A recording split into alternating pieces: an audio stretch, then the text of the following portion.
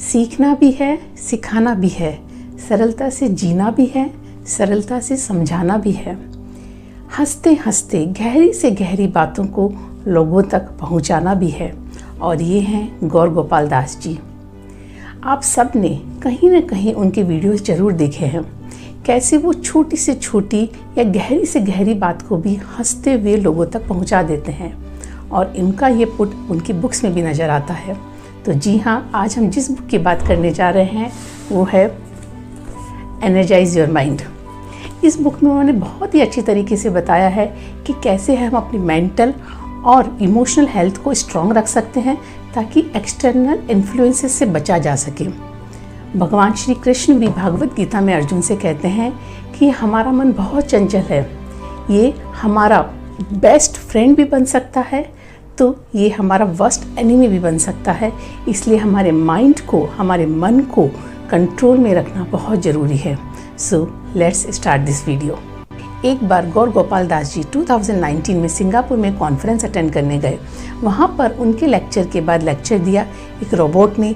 Robot का नाम था सोफिया। वहाँ एक पर्सन ने उनसे पूछा कि क्या फ्यूचर में रोबोट्स ह्यूमंस को रिप्लेस कर देंगे। हर कोई इस क्वेश्चन का आंसर जानना चाहता था। Sophia paused for a moment and then told, ऐसा कैसे हो सकता है? हमें ह्यूमन की पोटेंशियल को कॉम्प्लीमेंट करने के लिए बनाया गया है, उसके साथ कॉम्पीट करने के लिए नहीं। सारे ऑडियंस ने उसे स्टैंडिंग ओवेशन दिया। हॉल तालियों की गड़गड़ाहट से गूंज उठा।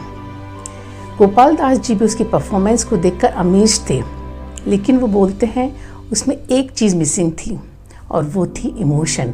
सोफिया इस अप्रिशिएशन को फील नहीं कर सकती थी। वैसे ही हम सोफिया नहीं हैं, वी आर ह्यूमंस। हम में फीलिंग्स हैं, हम में इमोशंस हैं। हम रोते भी हैं, हम दुखी भी होते हैं, हम एक्साइटेड भी होते हैं। तो सबसे पहले ज़रूरी है हमारे इमोशंस को, हमारी फीलिंग्स को एक्नॉलेज करना और उसे समझना और ज़रूरत हो तो उन्हें हील करना। How to deal with anxiety. और उन्होंने अपना खुद का अनुभव इस बुक में शेयर किया है। वो बताते हैं एक बार आश्रम में 19 ईयर का एक लड़का जिसका नाम परेश था, समर हॉलीडेज़ में आया। वो अब्रॉड जाने से पहले वहाँ का एक्सपीरियंस लेना चाहता था। उनमें काफ़ी अच्छी पहचान हो गई थी। एक बार गौर गोपाल दास जी मेडिटेशन कर रहे थे, परेश भी वहीं था। सडनली परेश को सीजर्स आ गए। गौर गोपाल दास जी घबरा गए। उन्होंने ऐसी सिचुएशन पहले कभी नहीं देखी थी। ही गॉट पैनिक और वो उसकी मदद नहीं कर पाए। तभी वहाँ दूसरे मॉन्क आए जो डॉक्टर थे। उन्होंने उसकी मदद करी और सिचुएशन अंडर कंट्रोल आई। लेकिन उसके बाद गौर गोपाल दास जी काफ़ी बेचैन हो गए। उन्हें एंग्जाइटी होने लगी। उन्हें बार बार ये थॉट आने लगा कि वो परेश की मदद क्यों नहीं कर पाए। यदि उसे कुछ हो जाता तो मैंने इस सिचुएशन को इतनी ख़राब तरीके से क्यों डील किया। ऐसे काफ़ी सारे क्वेश्चन उनके माइंड में घूमने लगे और उससे रिलेटेड जितने भी सर्कमस्टांसेस थे उनको देखकर उन्हें एंग्जाइटी होने लगी। उन्होंने अपने आप को दूसरे कामों में डिस्ट्रैक्ट करने की सोची, लेकिन ये शॉर्ट टर्म रेमेडी थी। जैसे ही वो काम ख़त्म होता फिर से वो थॉट उनके माइंड में आ जाते। फाइनली उन्होंने ये बात अपने एक सीनियर मॉन्क को बताई। सीनियर मॉन्क ने बहुत अच्छे से उनकी बात को सुना, उसे समझाया और बोले कि अब तुम्हें एक साइकेट्रिस्ट के पास जाना चाहिए और उनसे भी अपनी एडवाइस लेनी चाहिए। गौर गोपाल दास जी वो शॉक्ड। ही टोल्ड कि मैं मॉन्क हूँ, मैं लोगों को सिखाता हूँ, मैं कैसे साइकेट्रिस्ट के पास जा सकता हूँ। तो सीनियर मॉन्क बोले, क्या डॉक्टर खुद बीमार नहीं होते हैं? यदि तुम्हें हेल्प की ज़रूरत है तो तुम्हें ज़रूर जाना चाहिए। और गौर गोपाल दास जी खुद साइकेट्रिस्ट के पास गए। वहाँ पर साइकेट्रिस्ट ने उन्हें अच्छे से समझाया और उन्हें वो बात समझ में आई और धीरे धीरे उनकी एंग्जाइटी कम हो गई। तो यहाँ पर गोपाल दास जी बोलते हैं कि एंग्जाइटी यदि हमें है तो सबसे पहले हमें उन्हें एक्नॉलेज करना चाहिए। उसके बाद उसे डील करने की कोशिश करनी चाहिए। सही इंसान के साथ उसे शेयर करना चाहिए।